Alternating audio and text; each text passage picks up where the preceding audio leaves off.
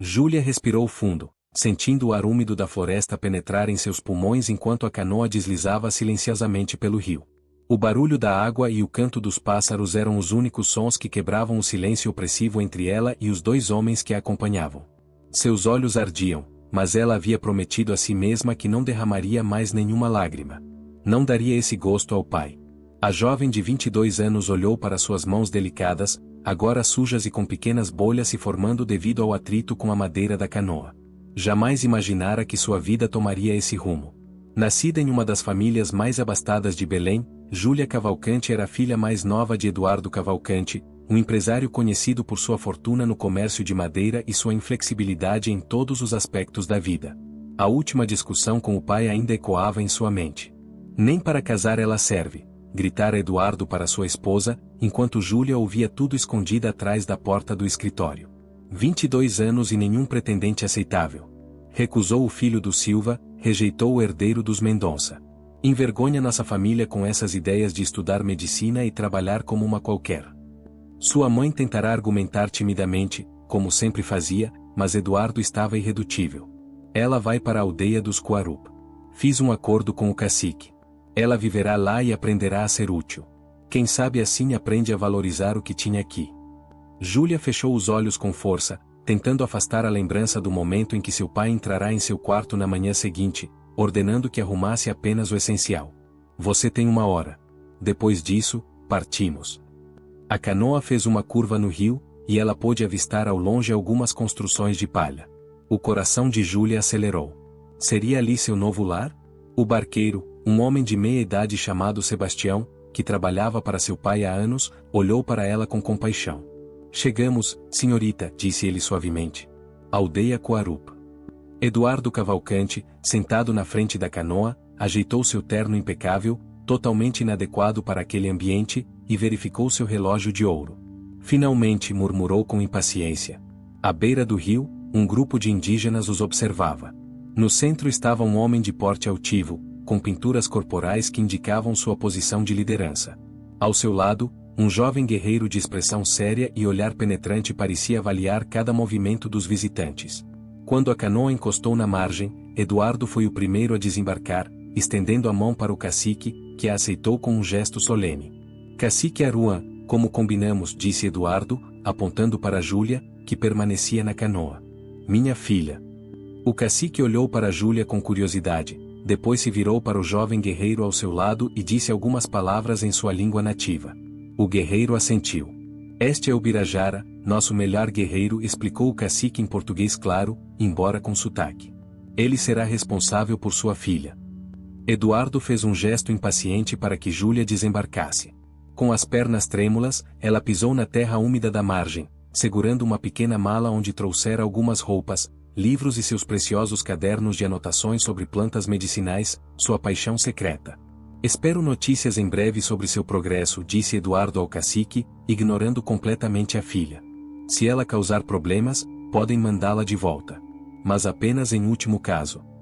Com essas palavras, ele virou-se, subiu na canoa e ordenou a Sebastião que partisse.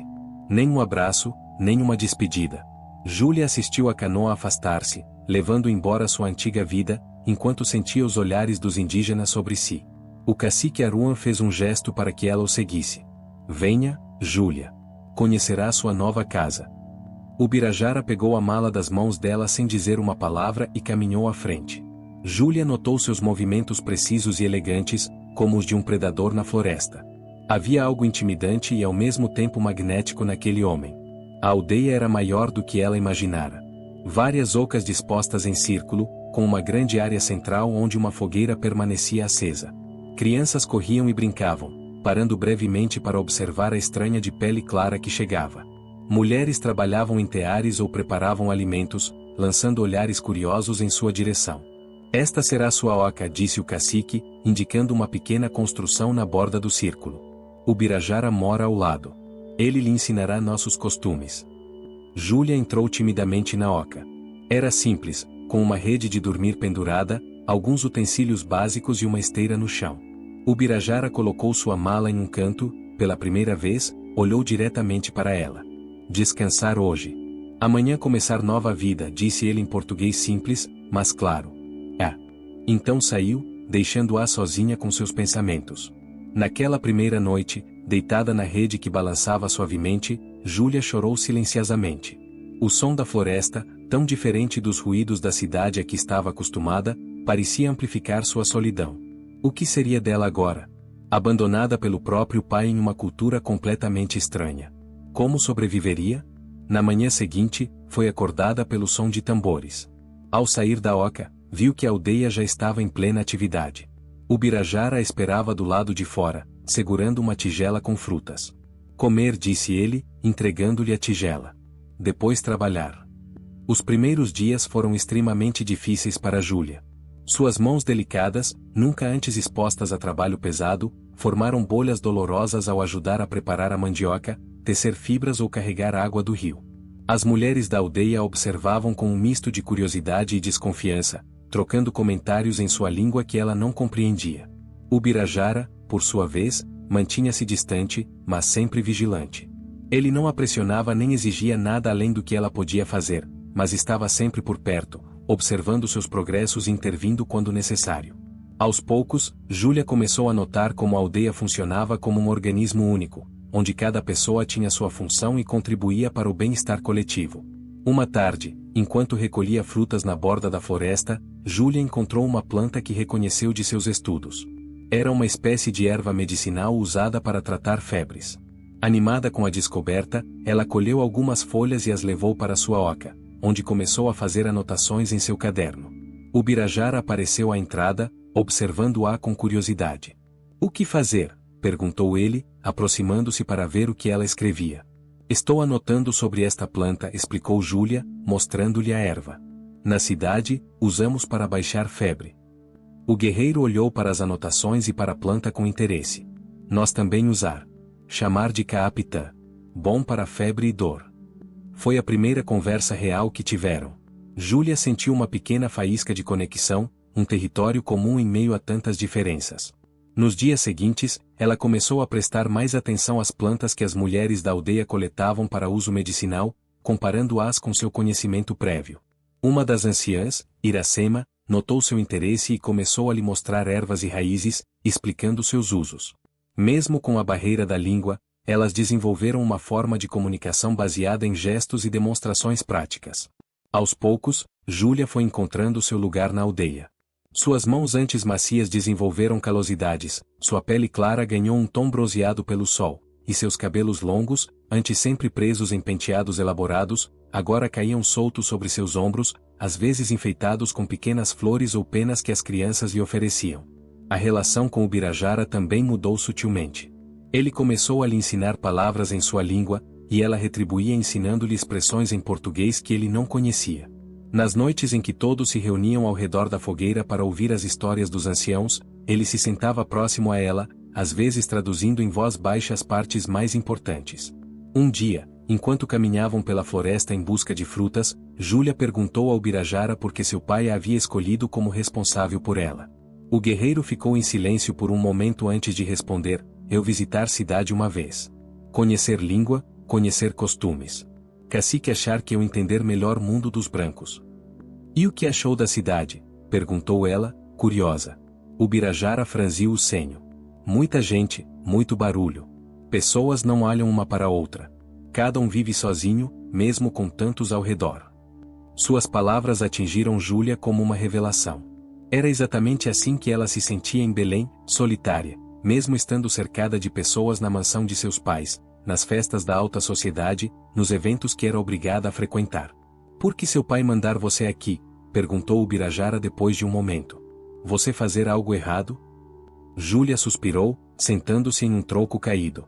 "Meu pai queria que eu me casasse com alguém que ele escolhesse. Alguém rico e influente. Mas eu queria estudar medicina, aprender sobre plantas e como curar pessoas. Ele disse que isso não era adequado para uma moça de boa família." O Birajara sentou-se ao lado dela, pensativo. "Na aldeia, cada um tem domingo. Alguns caçam, outros plantam, outros curam. Todos importantes. Por que seu pai não ver seu dom?" Aquela pergunta tão simples continha uma sabedoria que tocou profundamente o coração de Júlia.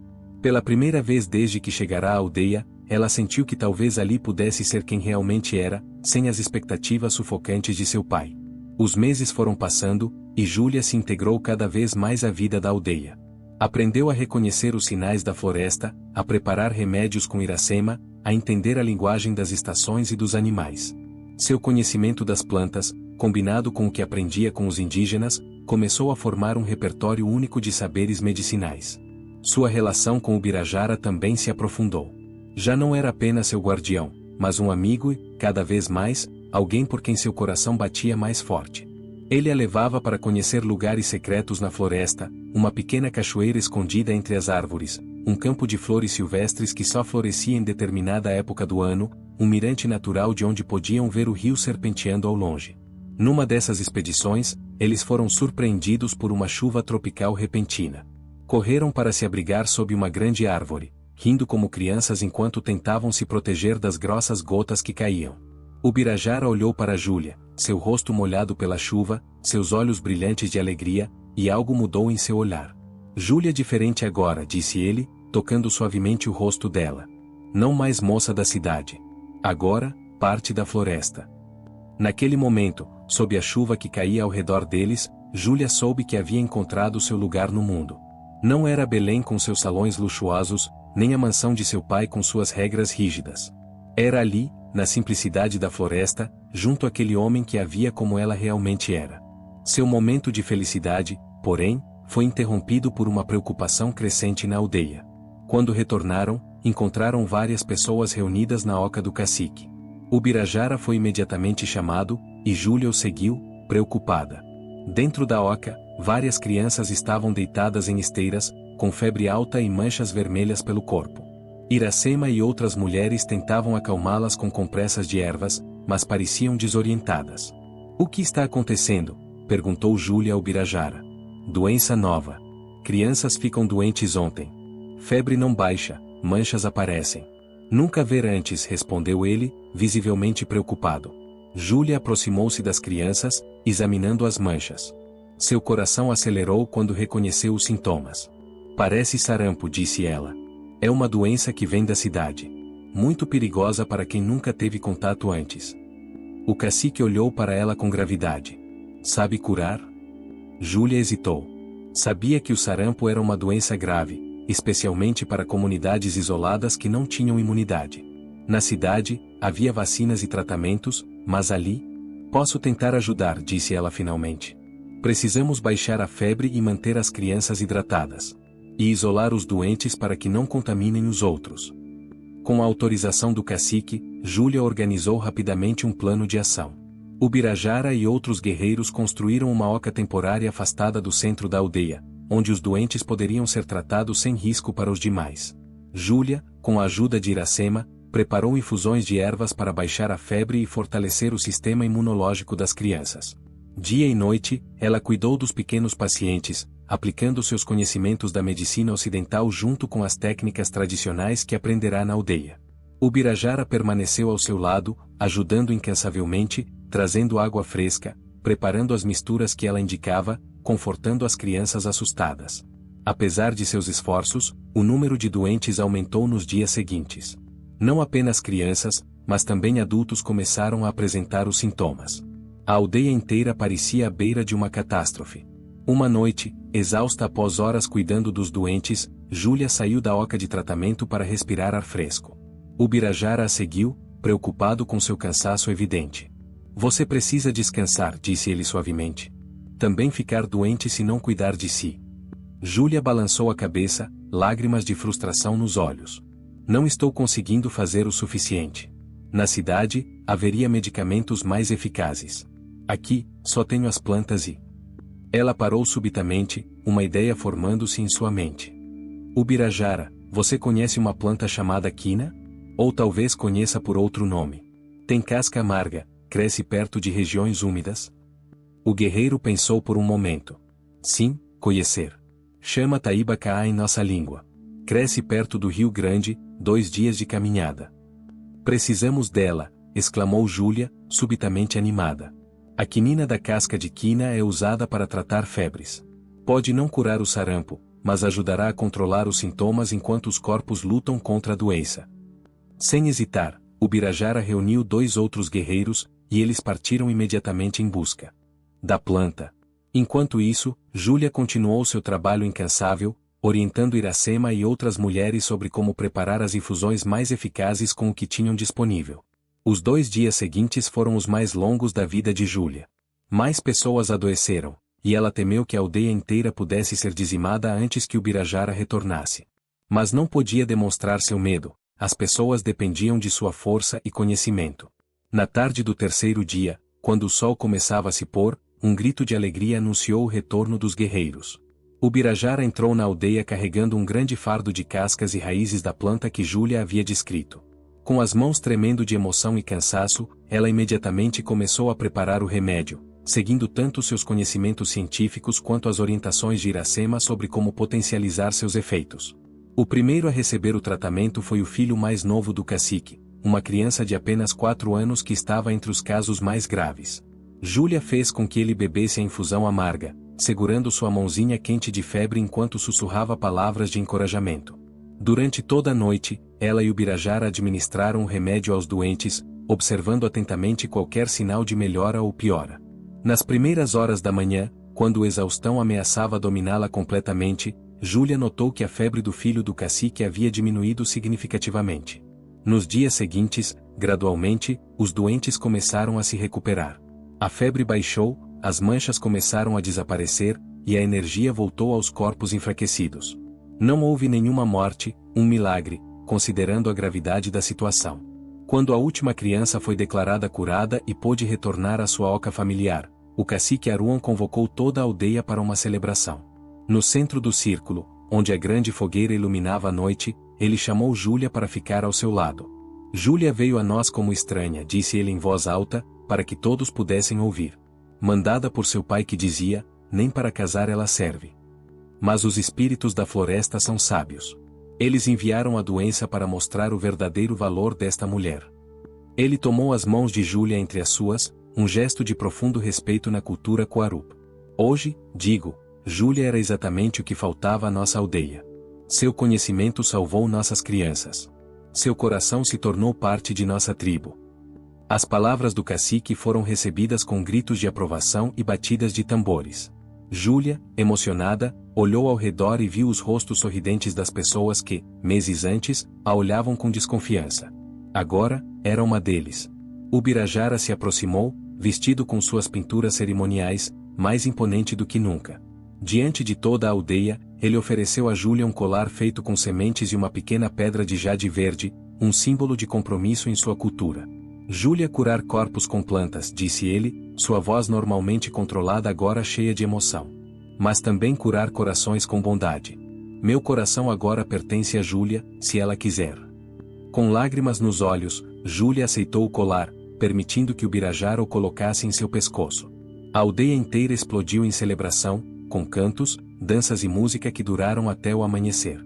6 meses depois, uma canoa se aproximou da margem do rio onde ficava a aldeia Coarup. Eduardo Cavalcante, mais magro e com mais cabelos brancos do que quando partirá, desembarcou com expressão severa, acompanhado novamente por Sebastião.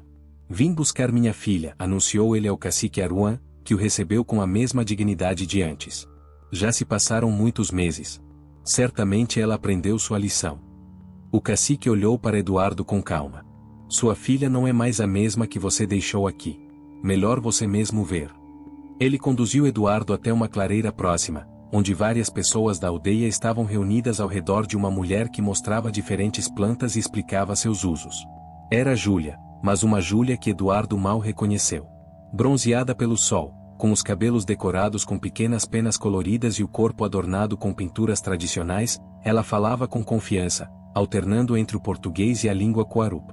Ao seu lado, Ubirajara a observava com evidente orgulho e amor. O que fizeram com minha filha? Murmurou Eduardo, chocado. Nada, respondeu o cacique. Apenas permitimos que ela fosse quem sempre deveria ter sido. Quando Júlia notou a presença do pai, interrompeu sua explicação e caminhou em sua direção. Não havia medo em seus olhos, nem raiva ou ressentimento, apenas uma serenidade que Eduardo nunca vira antes. Pai, disse ela com voz firme. Não esperava vê-lo novamente. Vim buscá-la, respondeu ele, recuperando parte de sua autoridade habitual.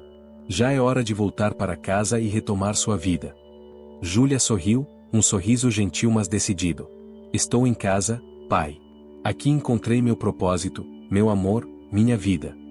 Ela estendeu a mão para Ubirajara, que se aproximou e entrelaçou seus dedos aos dela. Vou me casar com Ubirajara na próxima lua cheia. Estamos construindo uma oca maior, onde poderei continuar meus estudos sobre plantas medicinais. Eduardo olhou para a filha como se visse uma estranha. Você vai viver aqui? Como uma selvagem? Depois de tudo que lhe dei, da educação que recebeu? A educação que recebi é o que me permite ajudar essas pessoas, respondeu Júlia com tranquilidade. E elas me deram o que o Senhor nunca me deu, aceitação pelo que sou, não pelo que queriam que eu fosse. Ela tocou o colar de jade em seu pescoço. O Senhor disse que nem para casar eu servia. Estava enganado, pai. Eu sirvo para muito mais do que o Senhor jamais imaginou. Sirvo para salvar vidas, para preservar conhecimento, para construir pontes entre mundos diferentes. Eduardo ficou em silêncio, pela primeira vez sem palavras diante da filha que sempre considerará fraca e desobediente. Pode ficar para o casamento, se quiser, ofereceu Júlia. Seria importante para mim. Mas entenderei se preferir partir. Naquela noite, enquanto Eduardo se recolhia na oca de visitantes, pensando no que fazer, observou de longe sua filha sentada com Ubirajara à beira do rio. Viu como eles conversavam, como riam juntos, como pareciam completar um ao outro. Viu o respeito com que os membros da aldeia tratavam Júlia, trazendo-lhe perguntas sobre plantas ou pedindo conselhos. Pela primeira vez em sua vida, Eduardo Cavalcante sentiu que talvez tivesse sido ele quem estivera errado o tempo todo. Na manhã seguinte, antes de partir, ele procurou Júlia para se despedir. Não ficarei para o casamento, disse ele, ainda incapaz de aceitar completamente a escolha da filha. Mas quero que saiba que estou orgulhoso da mulher que se tornou, mesmo que não seja a vida que planejei para você. Júlia abraçou o pai, um gesto que o surpreendeu por sua espontaneidade. Obrigada, pai. Espero que um dia entenda que às vezes os planos mais inesperados são os que nos levam onde realmente deveríamos estar. Enquanto a canoa se afastava, levando Eduardo de volta à civilização que tanto valorizava, Júlia permaneceu na margem do rio, com Ubirajara ao seu lado e toda a aldeia às suas costas. O vento suave da Amazônia agitava seus cabelos, trazendo o aroma das plantas que agora conhecia tão bem. Ela sorriu, pensando na jornada extraordinária que a trouxera até ali. De vergonha da família à salvadora de uma aldeia. De moça rejeitada à mulher amada e respeitada. De estranha à parte essencial de uma comunidade. Nem para casar ela serve, dissera seu pai. Mas a floresta, em sua sabedoria ancestral, sabia melhor. Ela servia exatamente para o que o mundo precisava, uma ponte entre conhecimentos, uma guardiã de saberes antigos e novos, uma curadora de corpos e almas. E enquanto o sol se punha sobre o rio, pintando o céu de vermelho e dourado, Júlia soube que nunca mais se sentiria inadequada ou insuficiente. Aqui, nas profundezas da Amazônia, ela havia finalmente encontrado seu verdadeiro lar.